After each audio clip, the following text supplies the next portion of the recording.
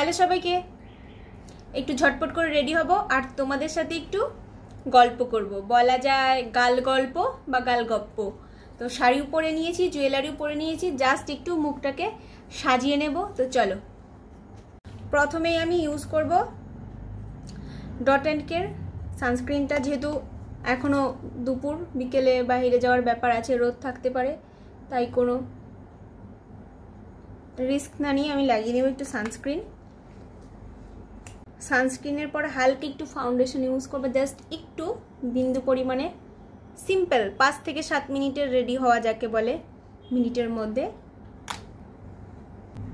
ফাউন্ডেশনের পরে ইউজ করব পাউডার, আমার পছন্দের হোয়াইট বিউটি। এই হচ্ছে white tone powder, face powder, আমি এইটাই ইউজ করি, এইটাতে নেওয়া। এরপর ইউজ করবো আমার পছন্দের ব্লাশন।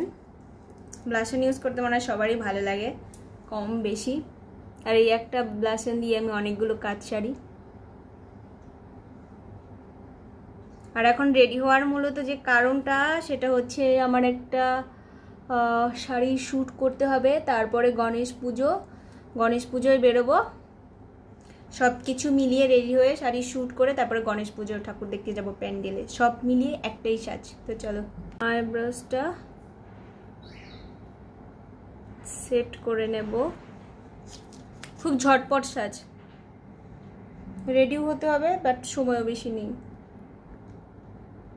আর সিম্পল সাজতে আমার বেশি ভালো লাগে, আমাকেও মানায় সিম্পল সাজে। গত বছর পূজার সময় সব কিছু কেনা হয়েছে।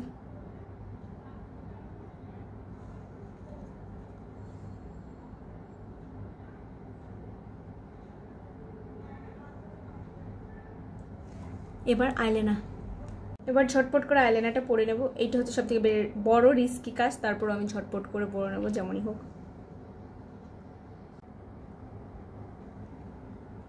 Eyeliner complete. এবার একটা টিপ পরে নেব, কারণ আমার কপালটা ফাঁকা ফাঁকা খালি খালি লাগছে। কপালটা ফাঁকা রাখলে আমার ভালো লাগে না। এই যে এই ছোট্ট নিয়ে একটা টিপ পরে নেব।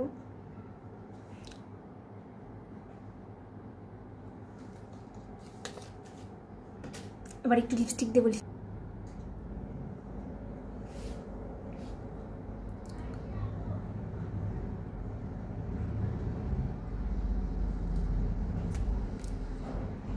আমার অলওয়েজ এরকম হালকা পাতলা সাজতেই বেশ ভালো লাগে, আমাকে মানাও এরকম। আমি লিকুইড সিঁদুরই সবসময় পরা হয় আমার, এরকম লিকুইড সিঁদুর, হুকুমুনি। মাঝে মধ্যে আর কি গুঁড়ো সিঁদুর পরা হয়। হঠাৎ করে ইচ্ছে হলো এরকম একটা নোজ পিন পরে নিলাম, মনে হলো এই সাজটার সাথে যাবে, এই লুকটার সাথে। তো এই তো রেডি শেডি কমপ্লিট। কেমন লাগছে জানিও।